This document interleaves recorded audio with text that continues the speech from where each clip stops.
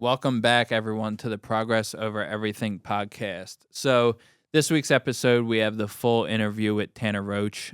Tanner and his wife, Jana, own Beck, which is a custom woodworking furniture business here in Kalispell. We've been familiar with their work for quite some time since we moved to the Valley, but right now they're working on a really cool piece inside one of Drew's Airbnb, which is a tree house that they're building a tree inside of, Treeception. But we got to meet with Tanner, and earlier this year, their business was faced with some pretty unfortunate events. Their shop had actually burnt down, caught fire. They lost all their tools. They lost all the custom furniture that he was in the middle of working on. So we got to meet with him and hear his story about not only the beginning of the business, kind of what got him into it, the background, but also about how they're facing these hard times in front of them. And it's really motivating to hear his perspective on how they're kind of using this as an opportunity to kind of reset and just stay positive throughout it. So there's a lot of good takeaways in this full piece, and we hope you enjoy. What's up, man? How's it going? Good. How are you? Good. It's nice to finally meet you in real life. Yeah.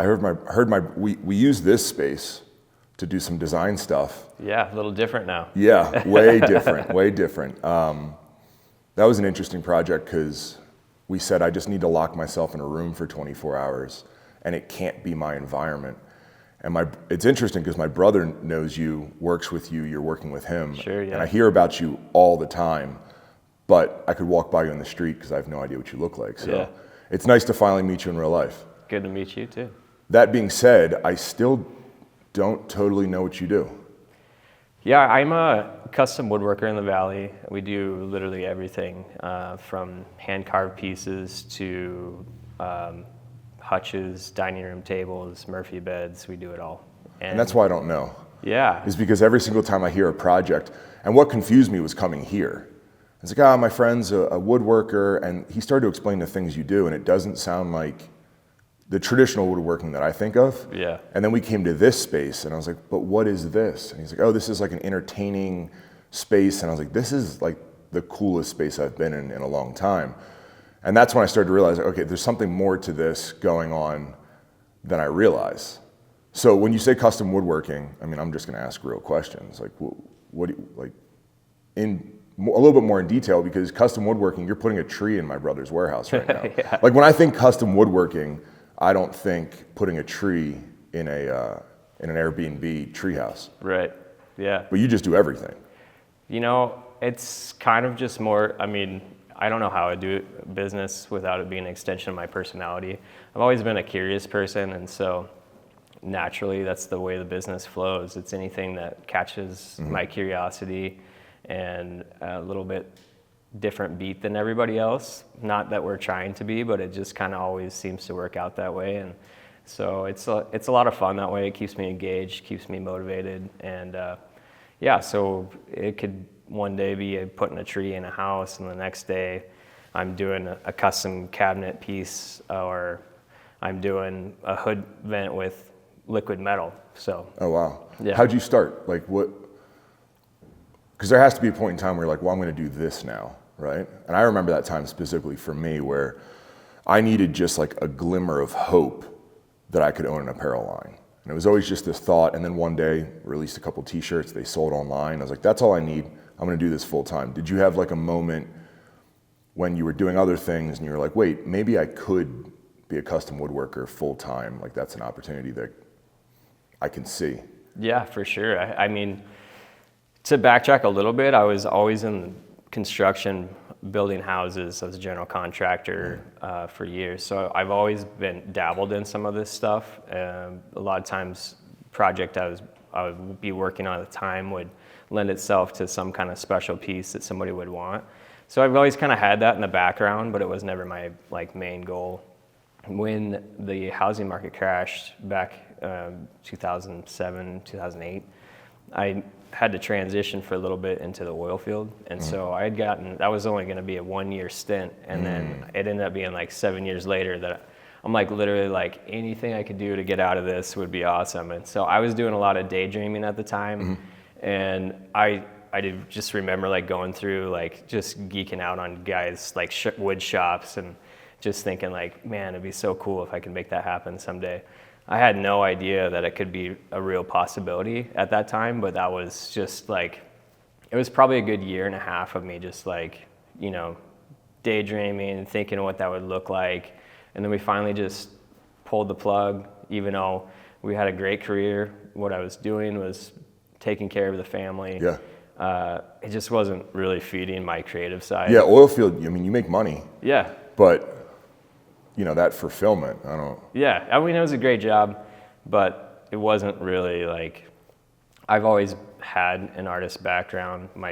I've had art, you know, my grandma, my mom were both artists. So it just kind of, it's always a side that I just kind of got to satisfy that side. So when we finally pulled the trigger on leaving the oil field, we really didn't know what that was going to look like. And at the time, my wife runs these markets. They're these vintage markets. So we were popping up all over the U.S. in several different cities. And they do a lot of like art installations as you walk in. And one of them, they wanted these mushrooms. It had like it was kind of weird, like a fairy type of a theme going on. And so they wanted these wooden mushrooms carved. I never carved anything in my life. I've done a lot of woodworking, but I've never like carved anything. And they asked if I could do it. And I figured, what the heck, might as well give it a shot.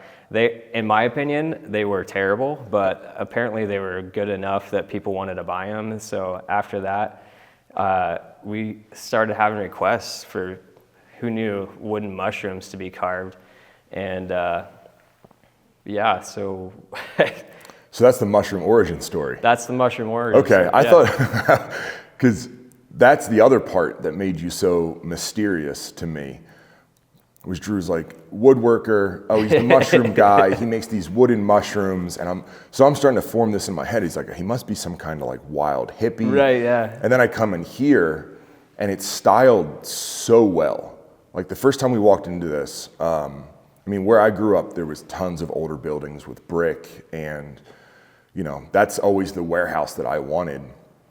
And to come in here was like, this is like my exact warehouse, but styled way better than I could ever do it. And then he's telling me there's this mushroom guy, and I'm just picturing like this wild hippie. And I walk in here, I'm like, wait, this guy's clean cut. Like, I don't understand.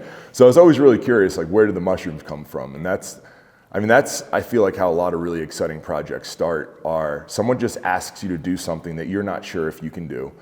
And you're like, well, let me try. And then it works. And you're like, wow, I mean, maybe this is something we do now. And it gives you that path to, you know, a future doing something you want to do.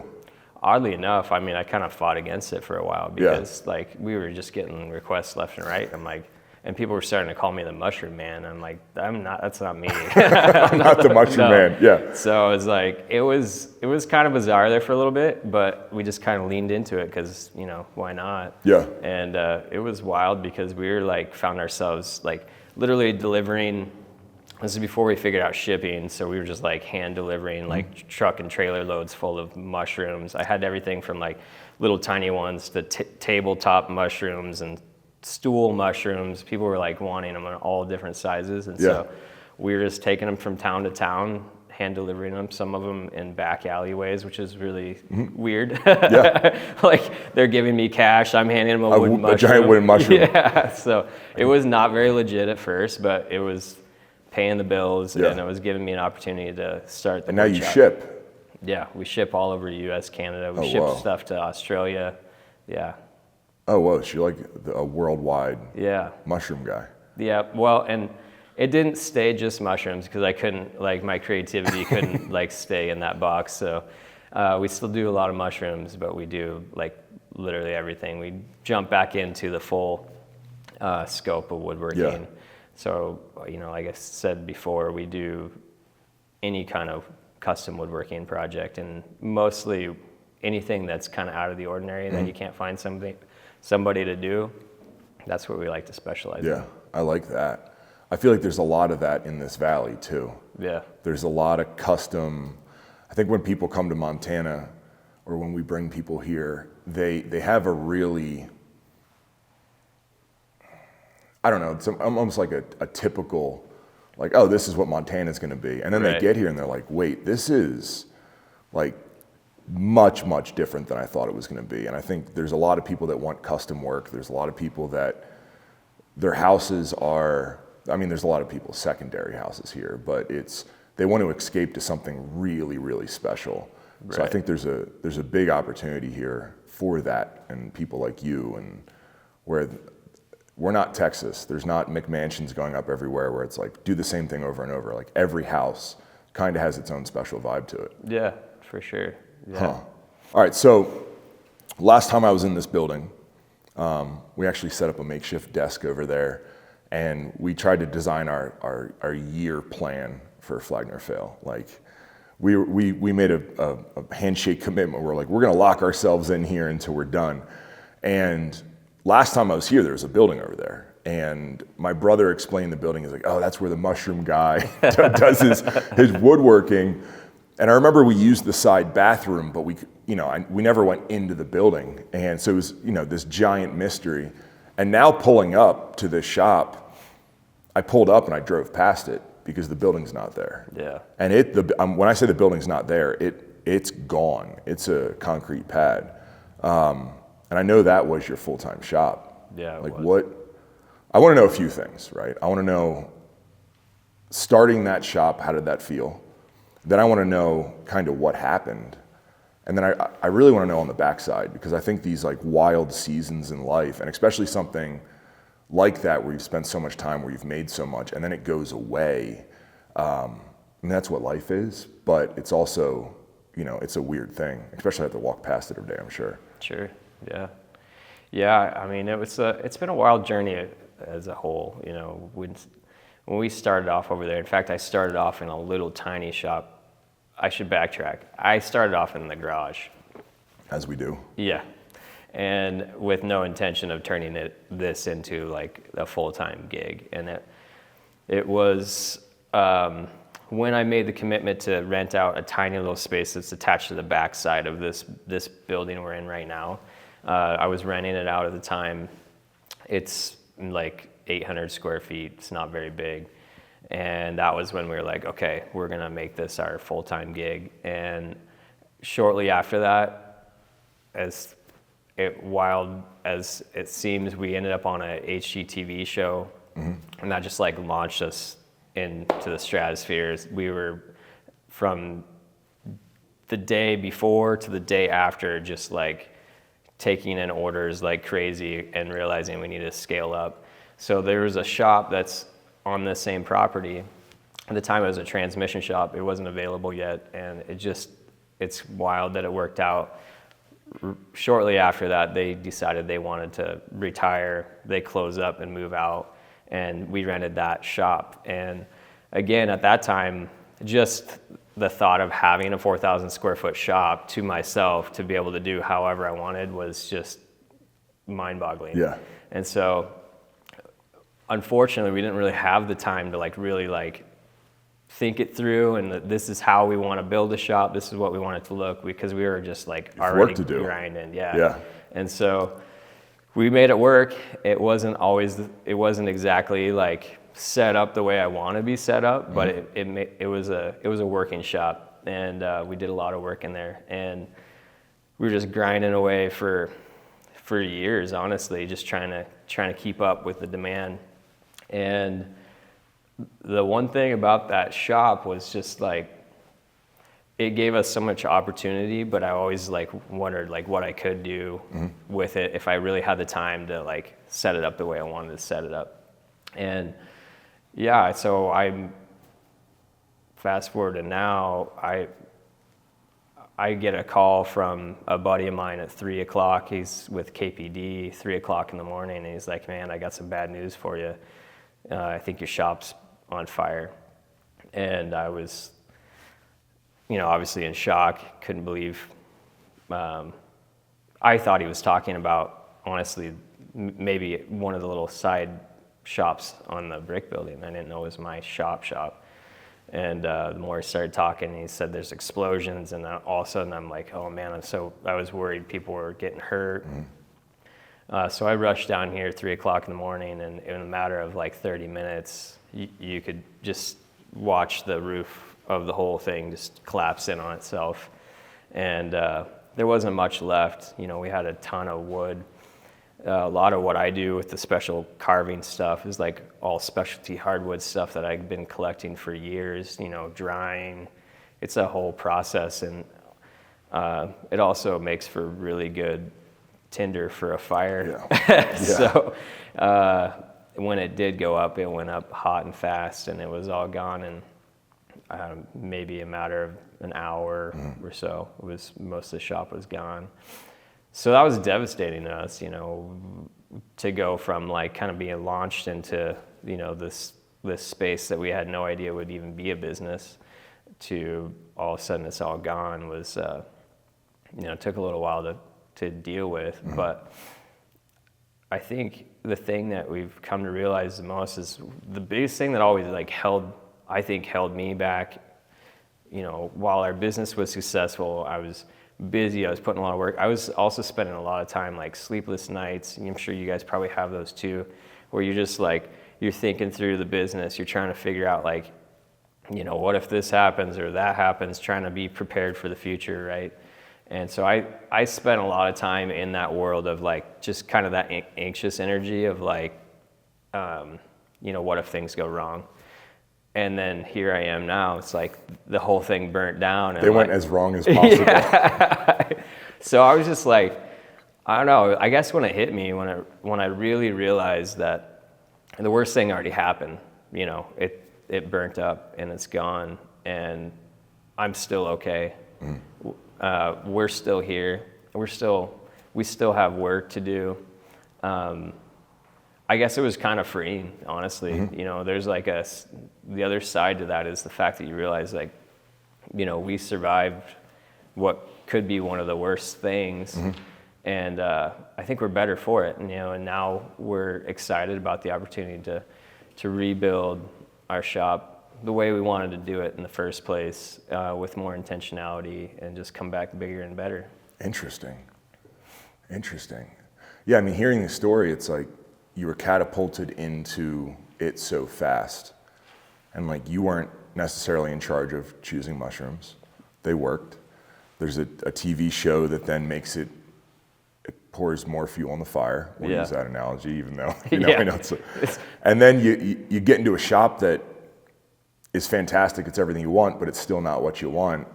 And I know those sleepless nights. I have them every single night. And it's because there's so many decisions, but so much work to do. And it's interesting to look at the fire as like a hard check, where it's like, well, that was forced upon us to, you know, because with that much work, you probably, if there was no catalyst to change, you probably would have been in that same shop for a long time, every day, seeing the possibility, but not being able to get out of it. That's pretty interesting. Yeah. You know, and now it's time to build the one that you want. Yeah. That's cool. I mean, not cool your shop burnt down, but that's a really, really, I think, healthy, rad perspective on it. Because we know that's what happens in business, right? Business gets hard. You have this flicker of a dream. You end up chasing the dream. It ends up working. And then something always goes wrong. And I think that's when a lot of people stop, where they're like, well, dude, it took me so long to build all that, and all the wood that I was drying and collecting, and the routine that I had there. Now I have to build a shop and run a business. It's a lot.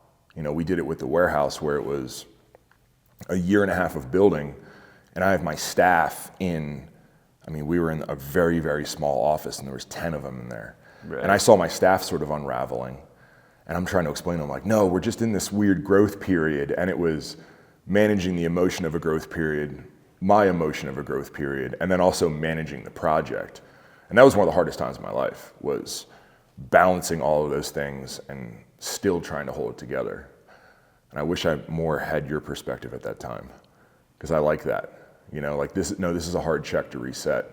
I was more just frantic. Right. Yeah. Yeah, it's hard. It's like it sneaks up on you, you know? And I mean, I think it's easy, especially this day and age, to like see these dudes on like social media or whatever, like these guys are just crushing it, and you don't see the strife, you don't see the sleepless nights. No, they're not going to show you that. No. No, I don't. I don't put out the hard times, right? When everything's a mess, the last thing I think to myself is like, you know what, I'm going to put this on social media right now. So yeah, I mean, I do the same. You watch people's and you're just like, man, they have everything together. Everything. They have the cleanest shop. It's the best lighting. Who's taking video of this? Like, this is the most amazing video. And no, they don't show you the other side of the shop. That's a complete disaster, you know? So, I don't know. It's interesting. So, building the new shop, it was nice you were able to transition here. Yeah. Right? Yeah, I mean, this is great. Cool old brick building built in 1894. It's originally a Kalispell Brewing and Malting Company, so there's a lot of history of business being done in this building. So I'm not sad to be hanging out in here for a little bit. It's obviously, there's some things that it's lacking for me to be able to like go full scale like we were before. So we're gonna have to build, but yeah, it's working out great to be able to use this space. So when does the new build, I mean, where are you at in that process? Right now, we're working with the architects and design phase, so getting there. approvals. Yeah. Perfect. And are you going to build in the same spot?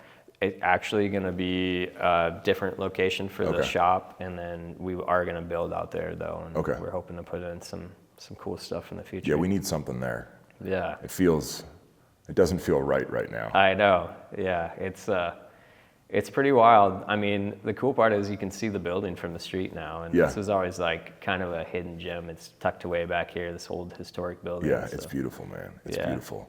Yeah, so the new shop has to have some kind of, because I know you're probably working in everything from the old shop that didn't work, but now with that new vision of the new shop, like what's next for the company? The thing that I see as being the next step for this company is really, we've spent a lot of time just like playing catch up, and it was awesome. It was an awesome opportunity. But really what's fueled our passion is just kind of leaning into that ultra creative side, doing something that hasn't been done before. So I think, you know, while it was awesome to be able to crank out a bunch of mushrooms and do stuff like that, I think we really want to lean into more high-end custom stuff, maybe a more local presence. You know, we were shipping all over the U.S., Canada, like we mentioned, and I think I would really like to focus more on our local presence and just doing like inside of a new build, like art installations, anything that's just kind of unique, and that's the direction I think we're working towards. I like that. Yeah. I like that. Yeah, something feels good about working more with the local community. Yeah. You know, we've always been online, and it's always felt like we're so focused online that you almost forget about what's going on around you. And that's why we're putting our storefront in. We need a big anchor point for the local community. So let's do this. I like that. All right, now we're going to ask you for advice, right? Because, I mean, you're doing it. You're really, really doing it. And one of the reasons that we sort of do this episode thing is I think a lot of people see stuff on Instagram and it offers inspiration, but we like to look at people that are doing the thing that they absolutely love, right? Like, this is what they're meant for. And I think a lot of times you watch what they're meant for, but we want to know, how did you get here? Like, what are all these little things? What are the risks you took? So if you could talk to somebody out in the internet land and give them any kind of advice to starting to do what they love to do, what would it be? That's a good question. I think maybe this is just more prominent on my mind right now because of what happened with the fire, but I would say don't let fear be the thing that holds you back. There's so many opportunities that we had in this business where we could have allowed the anxiety, the fear of like, what if we fail? What if it doesn't work out? What if a building burns down? Hold us back. But we just always leaned into the fact that, it's if we're passionate about it, if this is something that's really fueling us creativity, on the creative side, then, it's worth the risk. And it's been a wild ride. It's not always been perfectly smooth ride, but it's been super gratifying, and I would never change any part of it, including the fact that we got this challenge in front of us now. I think we're better for it, and I would say that if you're one of those types of people that likes to overthink and overanalyze, you got to find a way to shut that off and just go for it sometimes. And I think there's a lot of guys that kind of sit on that fence. They watch guys, on Instagram, and like the only reason why they're where they're at is because they made the choice to go for it. And I would say, go for it. If you got a passion, go for it. Love it. Love it. Well, appreciate it, man. Yeah, I appreciate your time. Nice to meet you in real life.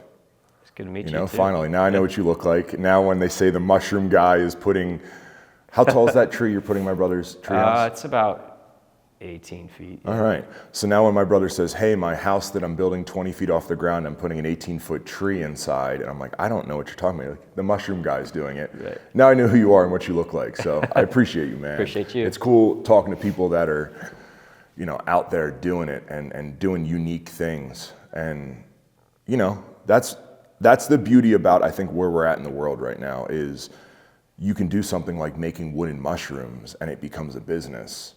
And next thing you know, you're doing something you wake up every single day and you love.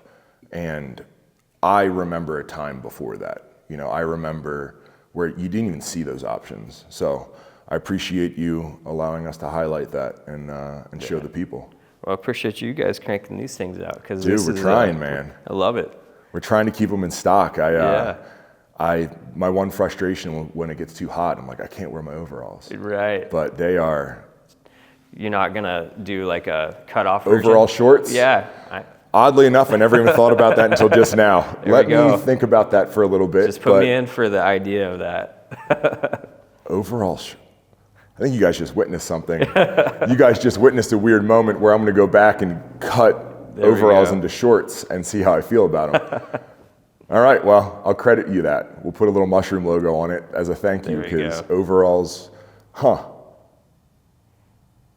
Yeah, I like that. All right, let me. Well, I appreciate it, man. Thanks for letting us into your shop. It's absolutely beautiful. I mean, I hope we get video of all the natural light and everything and how cool this place is, because this is an inspiring place. Yeah, thanks for stopping by and taking interest in it. No problem, man.